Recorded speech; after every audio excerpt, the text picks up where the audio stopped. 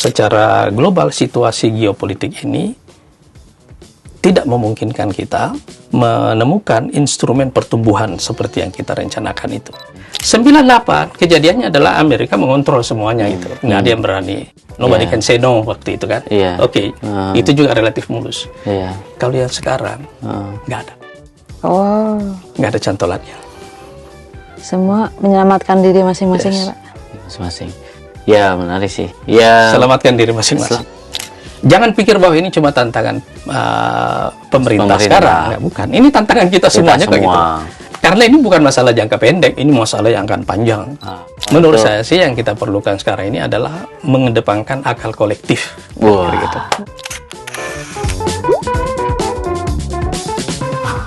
Halo sahabat Kompas, kembali di Gercep, Gerak Cerita Politik bersama saya Nikolaus Sarbowo. Dan saya Luki Aulia. Ini yang kita tunggu-tunggu. Dan kita bisa tahu sebenarnya posisi Indonesia itu seperti apa sekarang. Iya, kayak apa sih prosesnya yang dibalik? Mungkin tamu kita ini bisa menjelaskan. Betul.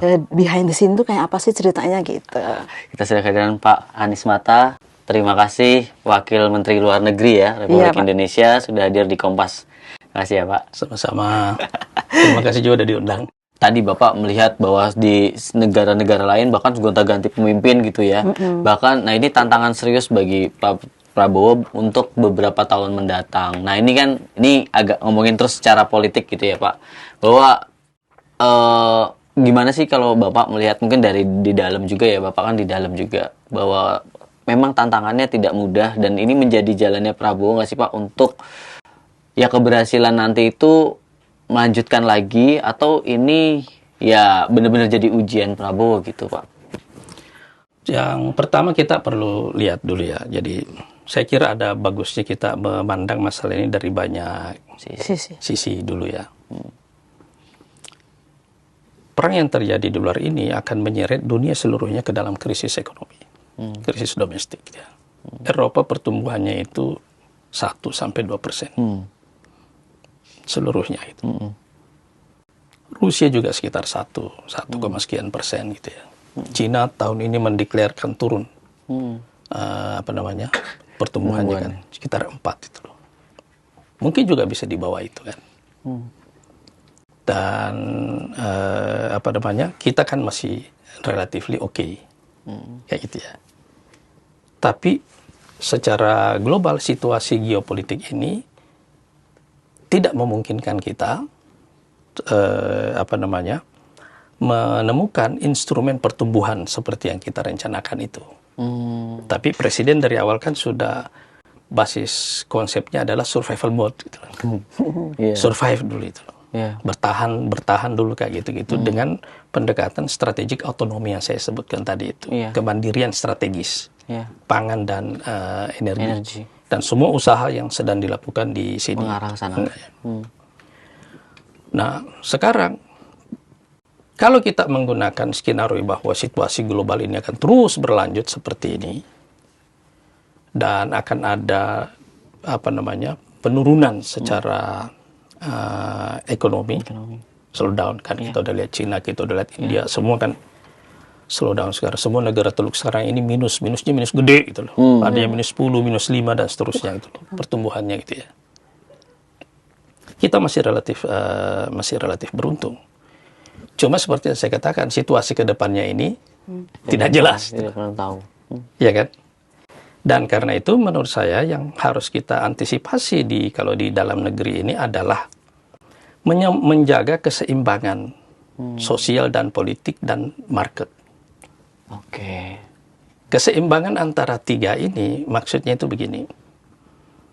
Kan dulu kita melihat Partai Komunis tumbuh di Indonesia di era Bung Karno dulu. Karena tanahnya subur, yang ada orang baru merdeka tapi miskin. Iya kan?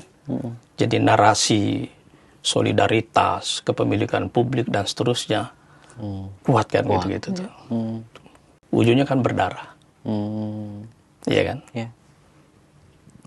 Tahun 98 pembangunan kita itu sangat bagus. Harus kita akui bahwa Orde Baru berhasil membangun kapasitas ekonomi Indonesia dengan sangat baik gitu loh. Tidak secepat Cina, tetapi that's okay. Ada di angka yang sangat bagus. Krisis yang terjadi tahun 98 itu pada dasarnya lebih artifisial. Oke. Artifisial maksudnya adalah ada celah kelemahan di dalam sistem.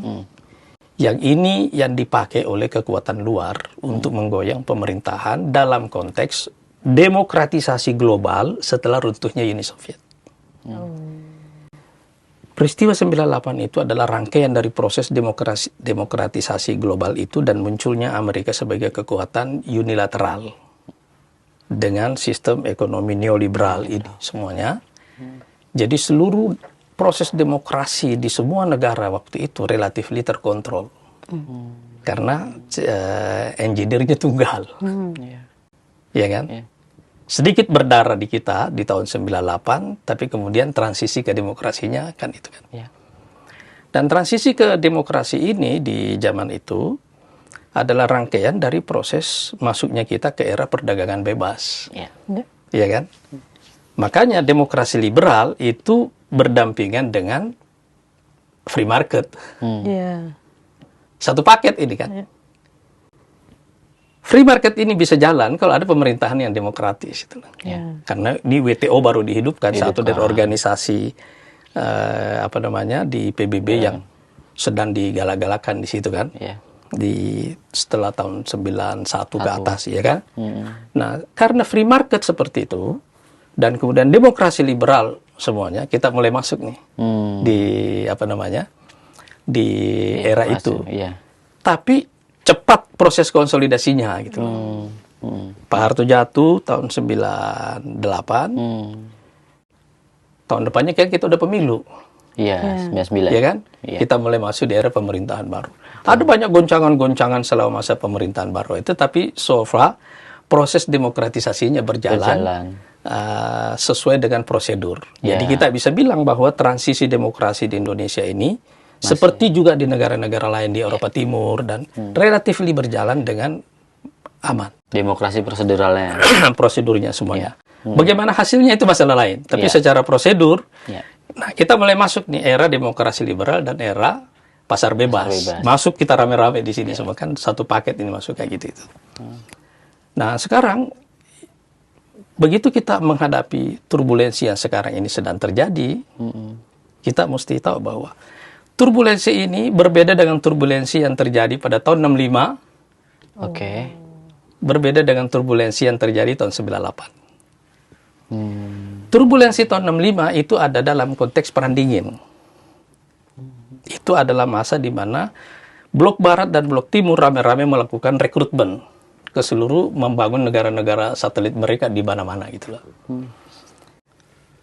Karena Amerika babak belur di Vietnam, mereka berpikir bahwa ini kelompok yang anti komunis di Indonesia jangan sampai menang gitu loh. Itu sebabnya begitu Orde Baru muncul, Orde Baru ini benar-benar dibantu oleh Barat untuk tumbuh gitu loh. Dikasih teknologi, dikasih investasi, iya kan?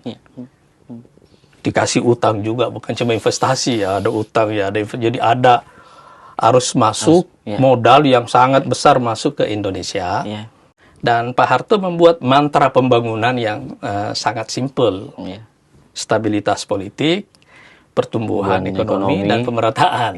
Iya kan? Kan mantranya ini stabilitas, pertumbuhan, dan pemerataan kan.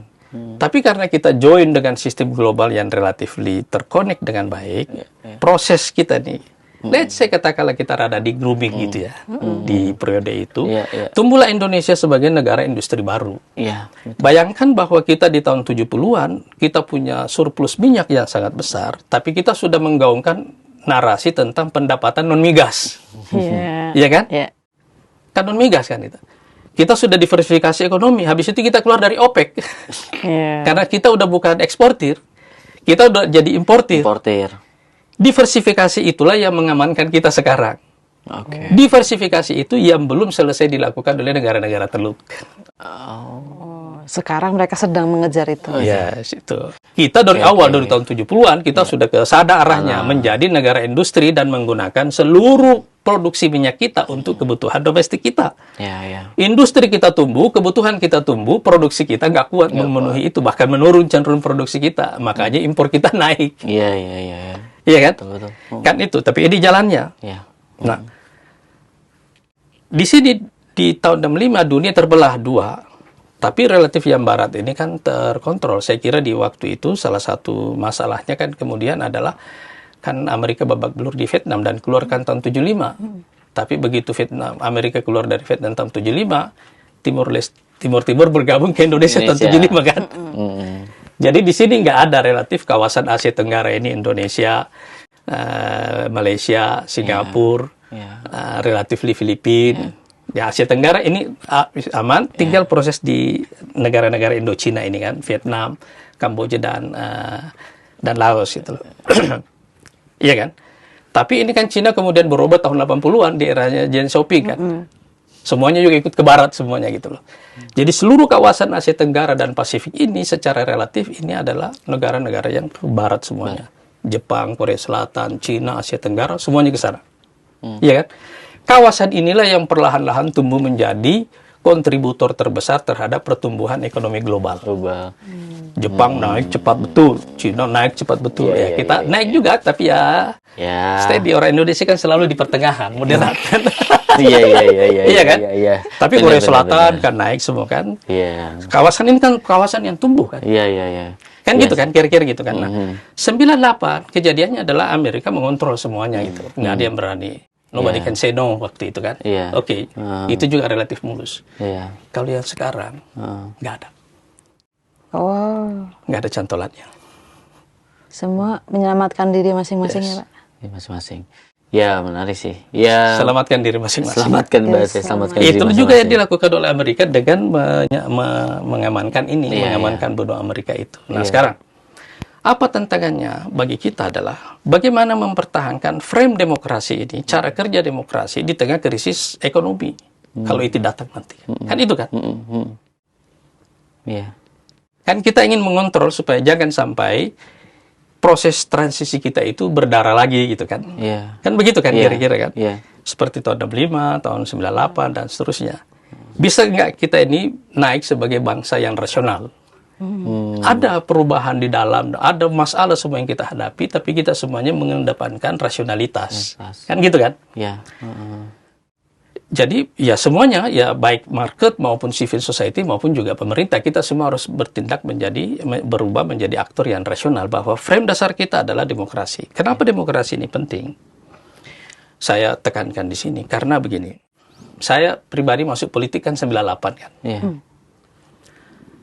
Indonesia ini, elit politiknya itu, sejak reformasi 98 sampai sekarang, terdiri dari dua latar belakang.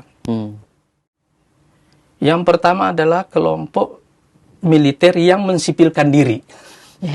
Militernya. Iya kan? Mereka bagus, artinya harus kita gentleman. Kan waktu krisis 98 terjadi, mereka ada di menjelang puncak karir atau di puncak. Iya kan? Secara usia kan terlalu muda, too young to retire. Iya kan? Dan mereka melihat peluang. Jadi Pak Wiranto bikin partai, ikut dalam politik. Semua menjadi warga sipil biasa kan? Ada yang pensiun, nah semuanya Pak Wiranto, Pak Edi Sudrajat bikin partai, Pak Wiranto bikin partai, SBY bikin partai, Pak Hendro Priyono juga memimpin partai, iya kan? Kemudian saya kira yang istilahnya tokoh militer yang mensipilkan diri dan aktif, tapi tidak bikin partai, mungkin cuma Pak Luhut kali ya. Nah, yang kedua adalah kelompok sipil. Yang masuk dalam politik tahun 98 itu. Kelompok sipil ini kalau menurut saya ada dua backgroundnya. Satu, sipil senior yang setengah hidupnya ada di masa Orde Baru. Dan relatif memimpin reformasi di periode itu. Seperti Pak Amin Rais, siapa namanya? Bu Megawati, Gus Dur, ya kan? Saya kira ada Pak Surya Paloh juga di situ, sebenarnya ada Sultan Jogja juga kan Sultan ikutan di periode itu semuanya kan. Ada Akbar Tanjung di Golkar yang waktu itu jadi ketua Golkar. Nah sekarang kalau kita lihat periode pertama dari era reformasi itu dari tahun 99 ke 2004 kan dipimpin oleh kelompok sipil senior ini kan. Presidennya Gus Dur, kemudian ganti Megawati di sana ada Hamzahas, kita lupa almarhum juga ya. Para senior sipil ini semuanya. Kemudian ketua MPR-nya ada Pak Amin Rais, kemudian ketua DPR-nya ada Gus Dur kan. Kan lengkap ini kan. Betul, Sipil senior yang memimpin reformasi itu ya. Betul. Nah, tapi ada kelompok sipil yang kedua, yaitu kelompok sipil yang masuk di reformasi dalam usia muda. Nah, macam kita inilah di waktu itu kan. Kita rata-rata kan umur 20-an akhir waktu itu kan, atau 30-an awal di periode itu. Yang kita sebut dengan angkatan 98 ini kan. Asosiasinya kan ke situ kan. Nah, yang ini, kalau kita lihat, presiden-presiden kita ini sampai sekarang, nanti insya Allah pada pemilu 2029, 15 tahun era reformasi ini, dipimpin sipil, ada Gus Dur, ada Ibu Megawati, kemudian ada Pak Jokowi kan. Kemudian nanti 15 tahunnya lagi dipimpin militer. Militer yang mensipilkan diri kan, ada Pak SBY, dan kemudian ada Pak Prabowo. Kan kira-kira gitu kan? Betul. Ini 50-50, tapi bukan 50-50 ini ala Madura, 50-50 beneran ini dari sisi waktu kan? Kan gitu kan? Sisi waktu. Nah, kelompok yang masuk di politik di era saya kan belum ada yang sampai ke sini, ya kan? Gitu kan? Nah, apa yang dilakukan oleh mereka di sini, di para politisi senior ini, yang paling penting menurut saya dalam periode 98 ke 2004 itu adalah amandemen Undang-Undang Dasar. Ya, menurut para ahli yang mengamati, berapa besar yang dirubah dari Undang-Undang Dasar kita itu sampai 88%. Atau relatif hampir semuanya. Nah, tapi generasi yang masuk di politik di era 98 rata-rata baru masuk parlemen tahun 2004. Karena itu, ini bertepatan, era amandemennya sudah selesai sampai tahun 2003. Kemudian era kita menurunkan Undang-Undang Dasar ini ke dalam undang-undang. Itu sebabnya heavy-nya waktu itu DPR banget. Betul. Iya kan? Di sinilah lahir Undang-Undang Pilkada. Desentralisasi, otonomi daerah, iya kan? Di periode ini semuanya pembahasannya di sini, tapi turunnya dalam bentuk undang-undang ini di sini semuanya. Transfer daerah, turunan dari pendidikan yang 20% itu, BPJS, semua ini turunnya di sini semuanya sampai tahun 2014 kira-kira heavy-nya itu ya. Nah, karena itu politik kita cabangnya itu paling kuat memang di DPR sampai tahun 99 sampai 2014. Balik lagi ke heavy-nya ke eksekutif di periode Pak Jokowi sampai sekarang, ya kan? Di DPR kan relatif diam nih kan semua di periode ini kan, karena heavy-nya pindah ke eksekutif. Nah, sekarang ada satu persoalan sosiologis yang menurut saya perlu kita pikirkan, yaitu anak-anak yang lahir di era reformasi. Ini Pak. Nah, ini yang ada anak ini yang lahir tahun 2000 ke atas ya. Kan umurnya udah hampir 30 ini kan. Iya, betul. Kan 25 tahun kira-kira, masih 25 26 kan. Di era reformasi ini. Begitu dia melek, sistem sudah demokrasi. Iya kan? Betul. Dia tumbuh di tengah kegaduhan. Iya kan? Kalau bapaknya aktivis tahun 98 itu, dia ngelihat bapaknya bertengkar di TV, turun demo dan seterusnya. Iya kan? Dia tumbuh di tengah itu semuanya kan. Ini generasi baru yang lahir di situ. Jadi kita bisa bilang mereka adalah native demokrasi. Wah, berarti Niko native demokrasi. Ya. Penduduk asli ini, pribumi demokrasi. Kira-kira gitu kan? Iya. Yang kedua, begitu mereka remaja, sosial media datang. Teknologi digital ini mengubah industri media dari media korporasi kepada media individu. Setiap orang adalah media. Iya kan? Masih korporasi juga sih. Ada korporasi gede di belakang ini. Cuma bedanya industri media dulu menguasai hulu dan hilir. Iya kan? Tapi kalau ini korporasinya menguasai hulunya, tapi outletnya ini individu. Bagaimana cara hulu mengontrol hilir ini kan pakai algoritma. Betul. Jauh lebih sophisticated kan? Jauh lebih cerdas. Tapi bagaimana mereka menggunakan outletnya secara maksimal untuk tujuan politiknya, kan itu perkara yang lain. Iya kan? Di era inilah kita menyaksikan Arab Spring seluruhnya. Kan Arab Spring ini kan fenomena Facebook. Iya kan? Semua revolusi-revolusi yang terjadi di sini dipicu sebagian besar. Jadi kita bisa bilang mereka adalah native digital. Native digital. Ya kan? Dia adalah native demokrasi, dia adalah native digital. Anak-anak ini sekarang, karena teknologi ini semuanya, sedang menghadapi disrupsi secara global. Ya kan? Ada perang yang mereka saksikan secara global ini, tapi yang lebih penting teknologi ini mendisrupsi kehidupan mereka. Dan yang paling terdisrupsi itu adalah job dan market. Oke, dua hal Ya itu kan? ya. Karena job dan market yang terdisrupsi, persoalan terbesar Gen Z sekarang ini apa? Iya. Masalah kehidupan pribadi, personal life. Dia nggak bisa bikin perencanaan hidup karena jobnya Nggak jelas. nggak jelas itu loh. Dia nggak bisa merencanakan kapan dia mau nikah, nggak berani ambil keputusan. Dia nggak bisa tahu kapan dia bisa punya rumah, mampu cicil rumah kan. Dia nggak bisa tahu, iya kan? Iya, betul. Sekarang kalau Anda tidak tahu itu, Terus Anda hidup, gelisah nggak itu? Gelisah. hidup buat apa? Iya. Ini yang saya bilang, orang ini lorong gelap. Iya, nggak ada Nggak ada cahaya. Iya. Sementara yang besar ini mereka saksikan tiap hari ini perang kayak gitu. Jadi secara global ini semua yang dialami oleh generasi di seluruh dunia, Gen Z di seluruh dunia sekarang menghadapi hal yang sama, iya kan? Sekarang jadi mereka adalah native demokrasi, mereka adalah native digital, dan mereka adalah individual media atas dasar itu. Tapi mereka hidup di tengah turbulensi geopolitik yang luar biasa, yang menciptakan disrupsi besar-besaran, termasuk job yang paling utama, dan ini yang menentukan fakta bahwa mereka tidak bisa membuat perencanaan hidup. Berat.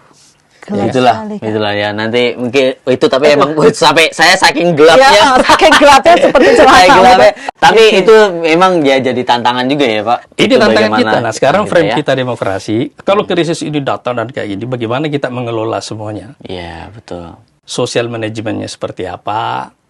Ekonomi manajemennya seperti apa? Political manajemennya seperti apa? Kira-kira kan gitu. Ini kan tantangan kita gitu. Jangan pikir bahwa ini cuma tantangan pemerintah sekarang. Nggak, bukan. Ini tantangan kita semuanya kok gitu. Karena ini bukan masalah jangka pendek, ini masalah yang akan panjang. Betul. Iya, Tinggal kuat-kuatan menjaga nafas. Iya, Kan itu kan masalahnya kan? Iya, betul. Anda lihat aja kayak Inggris, gonta-ganti pemerintahan. Pemerintahan. Tetap aja nggak ada solusi. Iya, betul. Berarti kita jangan ganti-ganti apa gimana pesannya, Pak? Di balik itu pesannya jangan ganti-ganti. Itu Malah mungkin bisa ganti-ganti atau Oh gitu. iya. Saya cuma mau menekankan frame ini supaya ini satu, kita bekerja dalam frame demokrasi, tapi ini ada masalah global, sebagiannya tidak dalam kemampuan pemerintah mengontrolnya, terutama yang terkait dengan situasi geopolitiknya. Dan sebagiannya lagi adalah daya tahan kolektif kita sebagai bangsa menghadapi tekanan itu. Kan gitu. Itu kuncinya. Menjadi dari kolektif bersama ya, Pak. Orang saling menjaga. Menurut saya sih yang kita perlukan sekarang ini adalah mengedepankan akal kolektif. Gitu. Itu jadi penutup yang bukan bagus. akal imitasi, tapi akal kolektif. Baik, terima kasih Pak Anies Mata untuk ini pencerahan betul ini. Iya, ini saya juga banyak belajar nih Pak, kita nih Pak sama teman-teman di para sharing. Ya, bagaimana situasi geopolitik yang kalau tidak saya kan mudah. di politik, check in, check out, check in lagi. Ini namanya petarung betul. Iya. Check in lagi. Siapa tahu nanti ya bisa jadi sesuatu, Pak. Tadi kan sudah dijelaskan ini militer yang berubah jadi sipil.